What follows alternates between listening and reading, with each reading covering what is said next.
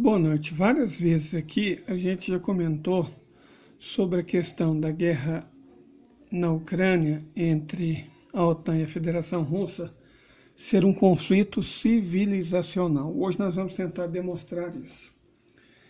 Nós não dispomos de uma capacidade tecnológica muito grande, mas vamos improvisar, né? Eu tenho daqueles estojos de lápis de 12 cores e aqui a gracinha, uma prancheta de quando eu fazia o ensino médio, eu que desenhei. E aqui a gente vai tentar explicar isso para vocês. Primeira coisa é entender a economia real. Seguinte, o traço fundamental da economia real é a produção, certo? Produção. Produção depende de algumas coisas.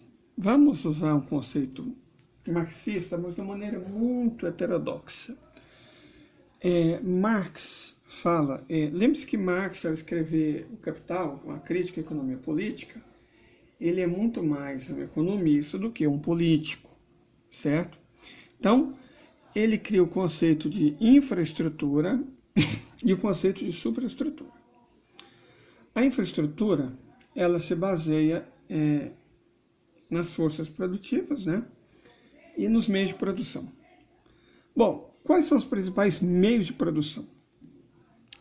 Os recursos naturais e os recursos energéticos. Para produzir qualquer coisa, e aí não interessa se é capitalismo, socialismo, feudalismo, comunismo, não interessa o que seja, você vai precisar de recursos naturais e recursos energéticos. Hoje, quais são os principais recursos naturais do mundo? Bom, o minério. Ferro é a matéria-prima do qual é feito o aço. Mais da metade do aço do mundo é feito pela República Popular da China. Mas a República Popular da China não tem grandes reservas de ferro, ela importa. Ela importa da Índia, importa do Brasil, importa da Austrália, importa da Rússia. A bauxita, que é a matéria-prima para o alumínio, também é importante, muito importante. Produzida principalmente na América do Sul, na África, tem grandes quantidades na Rússia. O cobre é produzido principalmente na América do Sul, embora haja também em outras regiões, como a própria China, a Rússia e o continente africano. Tântalo, vocês provavelmente não ouviram falar de tântalo, mas ele é o metal do qual é feito a carapaça, vamos colocar assim, de desktops, notebooks, celulares, videogames, certo? Então ele é muito importante na economia moderna. Terras raras também são muito importantes. E basicamente somente dois países produzem quantidades comerciais, China e Rússia. Madeira é um recurso natural importantíssimo, importantíssimo. Alimentos também. O maior produtor mundial de alimentos é a China e o maior exportador, a Federação Russa. O Brasil não produz muitos alimentos. O Brasil produz ração. Ingrediente, na verdade, nem ração a gente produz. A nossa desindustrialização está tão grande que o que a gente está produzindo é ingrediente para a ração, tipo soja, sorgo, milho, certo? Fibras têxteis naturais, como algodão, lã e linho, também são matérias-primas muito importantes, são recursos naturais importantíssimos. De um modo geral, embora haja grandes quantidades de recursos naturais no Brasil, na China, na África e na Austrália, o país do mundo que possui mais recursos naturais é de longe a Rússia, certo? É o maior produtor de recursos naturais do mundo. E os recursos energéticos. Sem recursos energéticos, você não transforma os recursos naturais em produtos. Então, você precisa de recursos energéticos. O mais importante é o petróleo. Em seguida, o gás natural. Lá atrás, as fontes renováveis. Bem no finzinho, urânio e lítio. Os maiores produtores de petróleo do mundo são os países do Oriente Médio, né? Em particular, nós estamos analisando eles em conjunto. A Arábia Saudita, o Irã, os Emirados Árabes Unidos, o Iraque, o Kuwait. A Rússia, grande produtor, e a América do Norte, em especial Estados Unidos e Canadá. O Brasil também produz grandes quantidades de petróleo. Gás natural, o maior produtor é a Rússia, mas o Oriente Médio, em particular o Catar e o Irã, também produzem grandes quantidades. E os Estados Unidos e o Canadá também produzem, a Argélia também, algum gás natural. Essas fontes renováveis, olha, elas são o futuro, mas ninguém vive do futuro. Você não se alimenta do que vai comer no futuro. Então, atualmente, elas têm uma certa significância nesses países de economia do tamanho de bairro de Xangai, como Noruega, Nova Zelândia, mas eles ainda estão muito longe de fornecer a quantidade de energia que a produção e a indústria humana necessitam. A Alemanha está aprendendo isso da pior forma possível. Urânio é produzido principalmente na África e no Cazaquistão, um pouco na Rússia. E lítio é produzido essencialmente na América do Sul, certo? Mas, de um modo geral, o maior produtor de recursos energéticos do mundo é a Rússia. Então, a Rússia é o maior produtor de recursos energéticos e de recursos naturais. Além da Rússia, temos os árabes, os persas, sul-americanos, chineses e norte-americanos. Mas a gente pode resumir da seguinte forma: a posse dos recursos naturais é um privilégio, sobretudo russo. Claro que outros países têm grandes quantidades de recursos naturais, mas o país do mundo que mais dispõe de recursos naturais e recursos energéticos é a Rússia. Mas quem produz, quem transforma os recursos naturais mais os recursos energéticos em produção?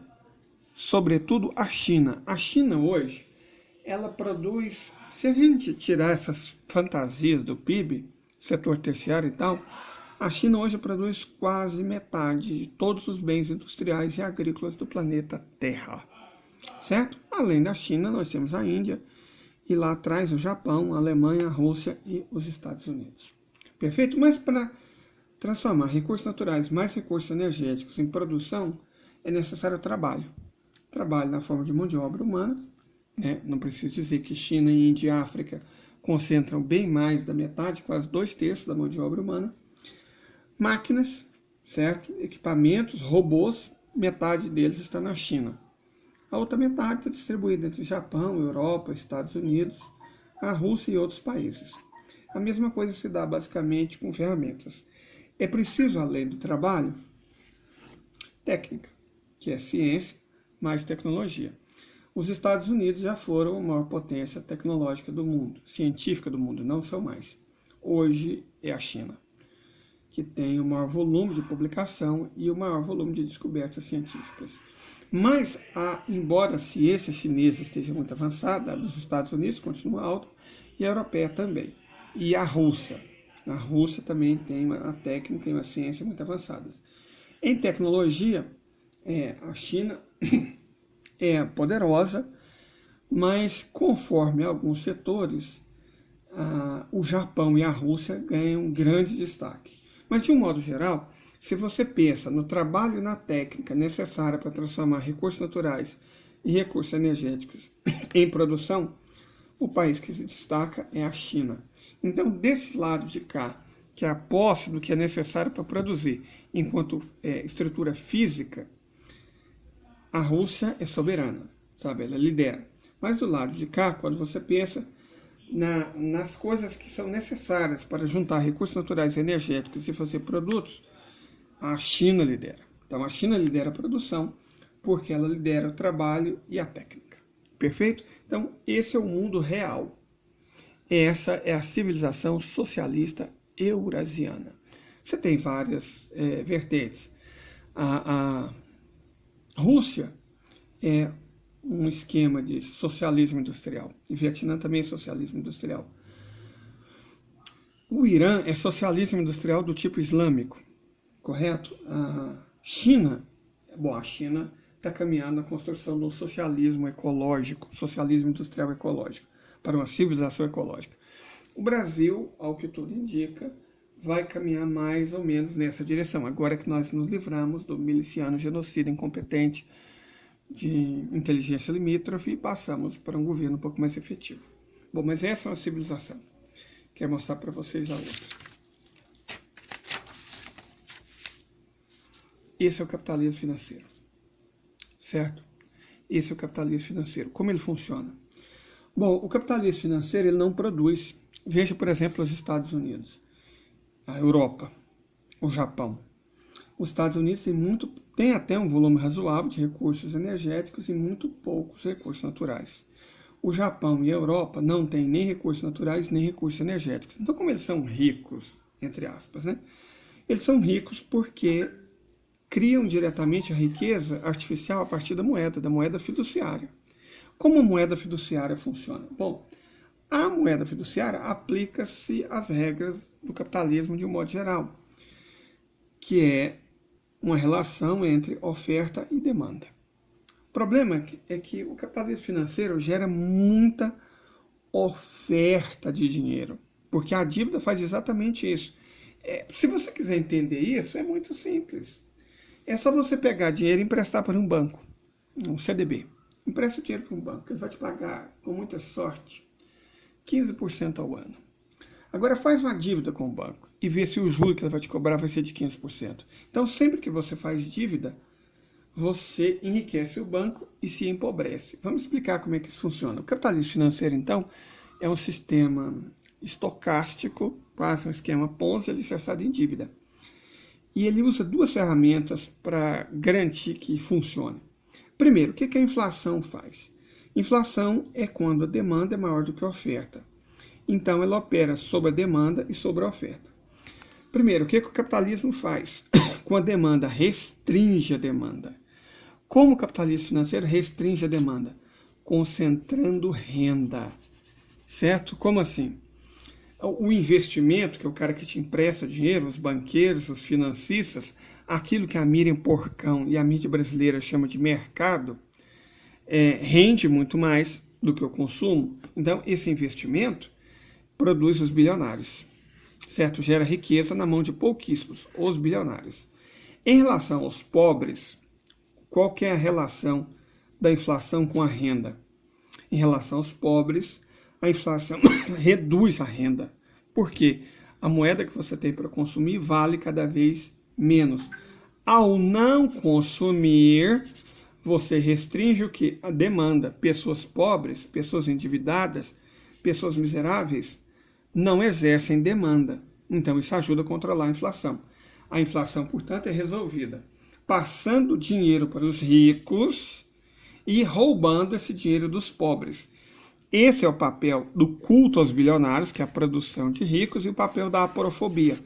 Por que o governo Temer, o governo Bolsonaro, pessoas como Paulo Guedes, o próprio Bolsonaro e parte importante da elite brasileira odeia tantos pobres?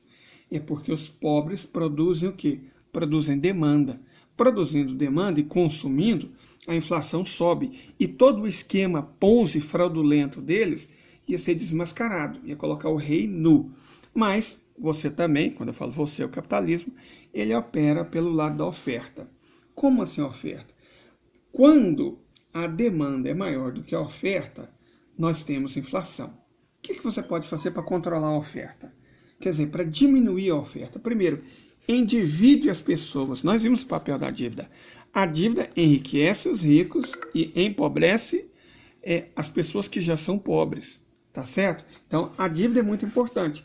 Ela aumenta a concentração de renda, gera um número muito grande de pobres e diminui a oferta. Certo? Vamos ver aqui a questão da demanda. Mas como nós vimos o papel da demanda, mas como a dívida reduz a oferta? Olha, é mais vantajoso para os ricos investir no mercado financeiro do que na produção.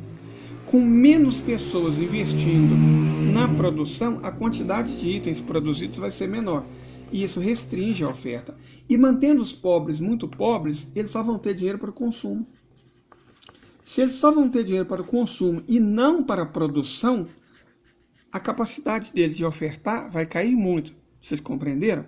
O pobre tem que consumir, então não pode produzir, não pode ofertar. A oferta cai. Perfeito? Então, outra coisa muito importante é gerar dívida. A dívida, nós já explicamos, aumenta a renda dos ricos e diminui a renda dos pobres. Nós vimos que diminuir a renda dos pobres reduz a demanda, porque eles não têm mais como consumir, mas também reduz a oferta, porque eles não têm recurso para produzir. Certo? Outro papel importante da dívida é controlar o Estado. Colocar o Estado nas mãos dos credores, no caso a finança e a grande banca. Bom, existe uma outra forma de você controlar a oferta, a guerra. A guerra simplesmente destrói a infraestrutura produtiva. Controlar a oferta é muito importante para o controle da inflação, tão necessária para o capitalismo financeiro. Como a guerra opera nisso? A guerra destrói fábricas, indústrias, infraestrutura. Então ela destrói a capacidade de ofertar, ela destrói a capacidade de produzir, ela gera dívida, uma dívida enorme, certo? Tanto do Estado quanto das pessoas, que vai enriquecer ainda mais a grande finança, os grandes banqueiros. Perfeito? E no futuro ela gera demanda, certinho? Então ela restringe a oferta. Por que ela restringe? Porque destrói fábrica, porque destrói instalações industriais, porque destrói plantações, porque destrói infraestrutura, tipo transporte, telecomunicações, certo? Ela diminui a produção. Ela restringe a demanda, porque na guerra você consome o mínimo, só o Estado consome. Perfeito? Mas enquanto o Estado consome, ele produz dívida para enriquecer o capitalismo financeiro, os grandes bancos, a grande finança. Eu espero que vocês tenham compreendido. Eu sei que o esquema está um pouco tosco, porque aqui nós não temos muita tecnologia, só temos 12 cores de lápis. Mas eu tentei fazer o meu melhor. Curtam, né, se vocês gostarem, compartilhem. Gente, curtir é muito importante, não custa nada e me ajuda muito. Compartilhar ajuda e comentar também, nem que seja um emoji. Qualquer comentário que vocês colocarem me ajuda, tá certo? Então, muito obrigado e tenham um ótimo dia, noite ou manhã. Não sei que horário vocês verão isso.